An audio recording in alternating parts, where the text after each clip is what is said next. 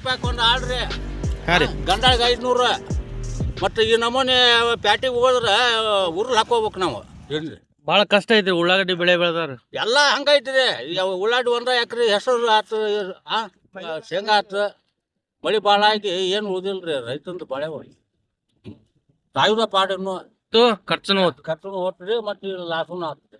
ಮತ್ತೆ 50,000 ಹಾಕ್ಬೇಕ್ರಿ ಇದಕ್ಕೆ. ಮತ್ತೊಂದು ಪೀಕ್ ಮಾಡಾಕ ಕಡ್ಲಿ ತೊಗೊರ ಹೆಂಗ ಉದ್ದಾರ ಆಗ್ತೀರಿ ಆಗ್ರಿ ನಾವು.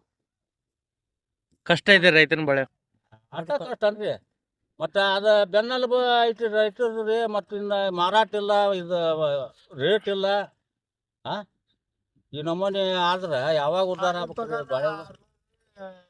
500 ಐತ್ರಿ ಪಗಾರ.